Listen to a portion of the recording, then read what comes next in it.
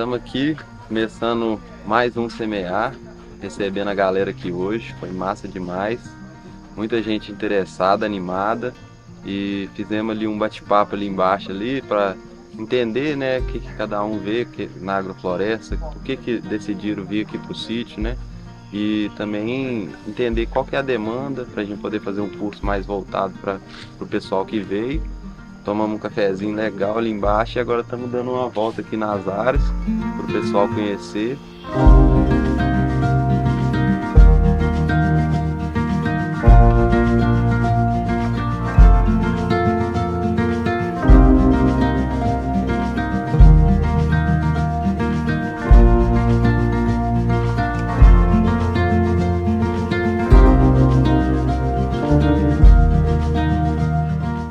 Nessa linha aqui a gente colheu milho, quiabo, depois veio, eu plantei feijão de porco também junto, porque o feijão de porco ele fechou mais rápido, fez uma placenta mais rápida, e aí depois do feijão de porco veio o milho, quiabo, mandioca, depois foi a última cultura que a gente colheu aqui de fato, mandioca e inhame, colhei inhame também, e depois que saiu ficou só as árvores, certo? Aí, o que acontece? Entre essa linha e essa linha de lá, a gente preparou esse solo todinho aqui, da entrelinha, eu capinei ele também, preparei ele. Aqui a gente já usou para preparar, foi enxadão. A gente chegou a usar o tratorito aqui? A gente tentou, mas tava ruim demais de entrar, manobrar ele aí. Foi só no tratorito mesmo. Foi só na enxada, foi só no enxadão. Então nós afofamos a terra todinha aqui, preparando. Praticamente só riscamos, né? O que poderia, se vocês pensarem no desenho, daria para fazer isso tudo mecanizado, dependendo da área. Sabe? Talvez um pouquinho mais largo, calculando para a máquina passar. Então nós plantamos feijão nessas entrelinhas todas aqui. E depois de 15 dias de plantado o feijão, eu joguei a semente do capim mombaça a lanço. Ele tá aqui, ó. Tá vendo? Como a gente roçou recentemente, entrou o inverno, ele deu uma enfraquecida, mas ele estava bem forte aqui, ele gerou bastante material. Então, qual que é o objetivo do margaridão? Produzir matéria orgânica aqui na entrelinha durante esse tempo, né, até que a gente até que crie condições aqui para poder entrar com o café. Eu plantei o margaridão para isso, então a gente poda ele com frequência, tá vendo? E toda a poda dele vem para cá, ó. Poda dele e do capim mombaça aqui, ó, tá vendo? Capim mombaça roçado e a poda do margaridão vem para alimentar esse solo aqui, concentrar os recursos aqui. De certa forma, o margaridão também faz um trabalho de enraizamento, descompactação do solo, fixação de fósforo no solo, né? E futuramente, quando eu tirar ele, vai ficar bem mais fácil de plantar o café aqui dentro. Então essa aqui é a ideia, futuramente eu vou ter café aqui na entrelinha. A frequência de poda, né? Ela é o quê? Você percebeu que secou? Como é que você sabe? Você vai cortar de novo? Quando ele precisa. Então, cara, agora no inverno ele dá uma travada, mas ele no verão, ele fica dessa altura aqui, ó. Ele preenche isso aqui tudo. Você vinha aqui no inverno, não, no verão, né? Para saber, por exemplo, a gente está com a linha, né? Com a serrapilheira, com a camada cobrindo, né? Aí quando que a gente sabe que tem que melhorar, repor? O ideal é o solo não ficar exposto, né? Não deixar o solo expor, manter o solo sempre coberto. Mas o termômetro aqui é mais as plantas que estão precisando de manejo. Então na hora que você vê que o sistema está fechando muito, a gente vem podando tudo. Olha a quantidade de matéria orgânica que já vem para o solo, tá vendo? É muito maior do que as entrelinhas aqui conseguem. Vai servir para fazer o leirão aqui. Isso. Aí a tora você tem que partir no meio ou Não, a gente essa é suficiente para... coloca por baixo as folhas por cima para ele decompor. Tá? E aí o legal também dessa área é que a gente plantou muita coisa de semente aqui dentro, desde frutíferas até espécies nativas, aroeiro, araribá, jatobá, jussara. Planta muita coisa plantar de semente em áreas não irrigadas aqui no meu caso. Então muita coisa morreu, mas muita coisa sobreviveu. Então, por exemplo, a jaqueira, cara, é um negócio impressionante. Tá aqui sem irrigação, plantada de semente. Mangueira também, todas as mangas que a gente plantou. Então aí tá cheio de muda de manga. Abacate também de semente, estão tudo aí. Aroeira, essa aqui é a aroeira preta, né? Aroeira do sertão, tem muita aroeira que vem bem. Jatobá também tá vindo, ó. Mudinha de jatobá aqui. O araribá é impressionante, cara. O araribá é madeira de lei, né? Madeira, sistema clímax, madeira de lei. Então, O café vai entrar aqui ou vai entrar aqui? Né? café eu tô querendo botar aqui. Aí eu vou dar um capricho pra ele aí. O eucalipto vai sair. O eucalipto vai saindo aos poucos. A ideia é eu ir raleando ele aos poucos para ele ir gerando matéria orgânica durante um tempo maior. E dando espaço pro que vai vir depois dele, né? Então, por exemplo, ali já tem um araribá querendo subir, ó. E uma mutamba do lado. Querendo subir, né? Então nesse sistema aqui o Olha, um do mamão eucalipto- desse aqui, por exemplo, ó. Mamão desse aqui, mamão macho. Ele vai sair, né? E todo esse material vai pro solo. Agora a gente já vai começar, a própria área já vai começar a produzir um volume maior de matéria orgânica, mas uma matéria orgânica de mais qualidade. Que é diferente do material do Mombaça e o Margaridão, dá um material que ele desaparece no solo, é muita água. Agora, aqui o material que vem das árvores já é diferente, é um material mais duradouro. Vai cobrir o solo durante muito mais tempo. A vida que vai atrair para decompor é diferente. Certo? Então vai ser um material de mais qualidade. Ô, Lu, quando eu fizer essas podas na árvore, eu posso usar o meu triturador? Pode usar, com certeza. Só uma coisa, essas jaqueiras, por exemplo, é muito próximas. Você vai escolher, provavelmente se você fosse tirar, ia tirar a menor por causa da copa delas.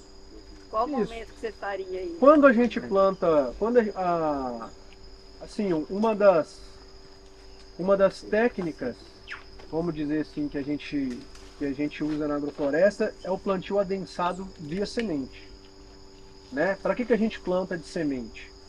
Por vários motivos. Primeiro, que é um plantio bem mais barato do que de muda. Você lembra que vocês estavam falando ali mais cedo do preço das mudas? Então imagina se eu fosse comprar tudo isso aqui de muda, pagando 20, 30 reais uma muda de jaca, de aroeira, ficaria muito caro. Então é muito barato, eu posso coletar, a gente coleta aqui na região e planta. E segundo, que através das sementes eu posso plantar em alta densidade de plantas. Eu posso plantar muitas espécies, muitos indivíduos, para depois eu poder escolher o que vai ficar.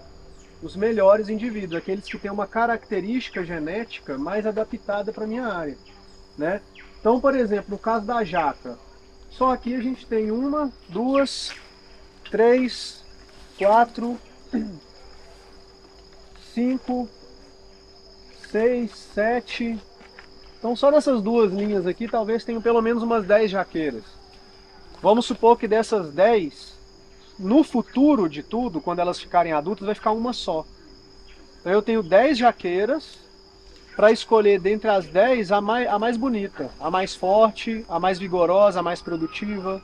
Sendo que elas vão estar produzindo matéria orgânica até... Exatamente. Então até lá elas vão me gerar muito material orgânico e esse raleio, essa escolha, produz mais material orgânico. Isso é o que acontece numa floresta. O ecossistema funciona assim.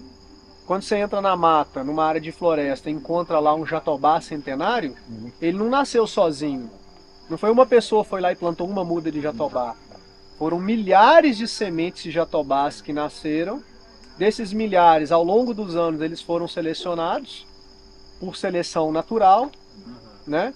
E desses milhares de jatobás, apenas o mais forte é que virou o adulto. Nesse caso, você mesmo está fazendo Nesse observando qual que está melhor geneticamente aí e selecionando ele. Então não tem nada de novo, é uma repetição de um padrão natural, Sim. só que uma seleção programada, eu que vou selecionar, certo? Então essa é uma grande vantagem de plantar semente. Então a sua pergunta, né? No futuro eu vou selecionar, mas eu não preciso selecionar agora, tá vendo? Não tem... Vai demorar. Porque a gente tem essa visão, né, do plantio separado. E quem vem com essa visão, a gente dá aquela agonia, né? Fala assim, a gente olha a mudinha recém-plantada e já tem medo do que vai acontecer daqui 20 anos, né? Já começa a sofrer. Não, mas isso é... Então você pode, através do manejo, é que a gente vai esperando esse tempo de fazer essa seleção. Por exemplo, esses eucaliptos, olha a quantidade de eucalipto que tem aqui, tá vendo? Tá vendo que eu plantei um monte de mudinha de eucalipto? Quando eu plantei, elas estavam desse tamaninho. Demorou 2 anos e meio para chegar dessa altura. Você concorda comigo que agora eles já estão fechando demais a área? Tá vendo? Agora está na hora de ralear. Está na hora de abrir.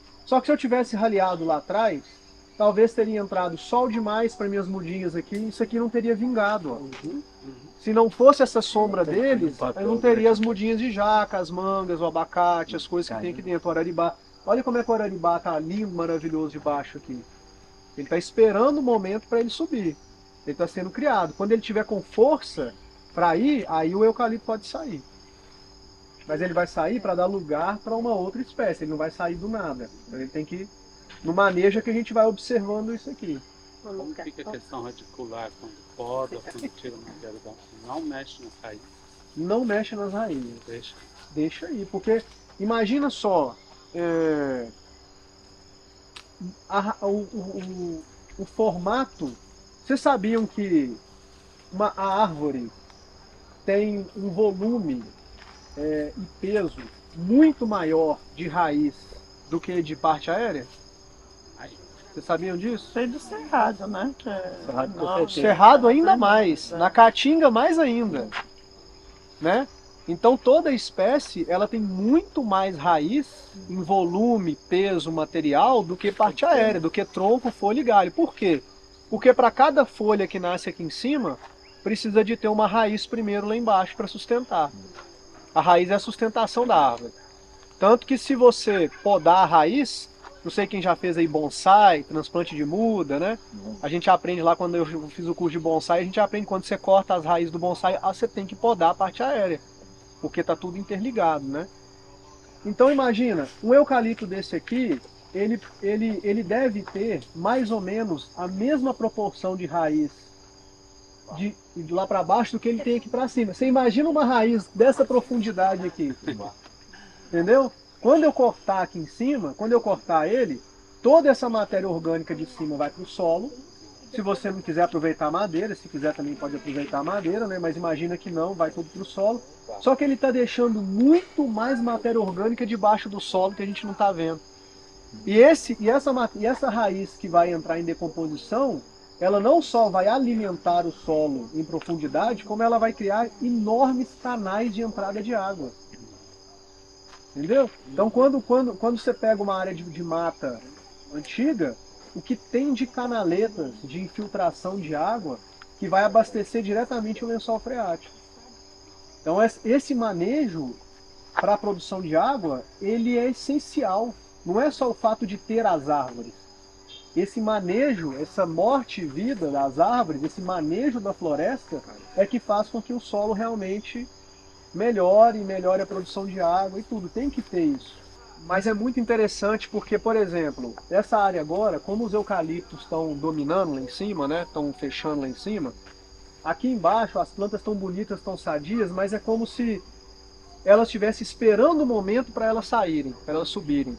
Quando a gente fizer essa poda, cara, é muito louco. Ela vai entender direitinho. A velocidade que uma planta dessa aqui arranca para tentar subir, você fica impressionado. Vamos apostar corrida uma favor. Nas outras áreas, as áreas lá de cima, toda vez que a gente maneja, com uma semana, você volta na área, tá todas as plantas com brotações novas.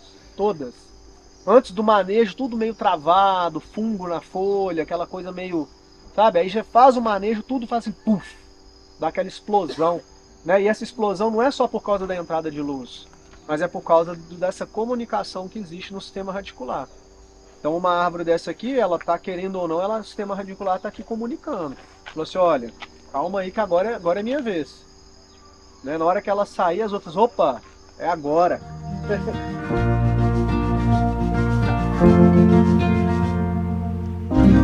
Bora que amanhã tem mais.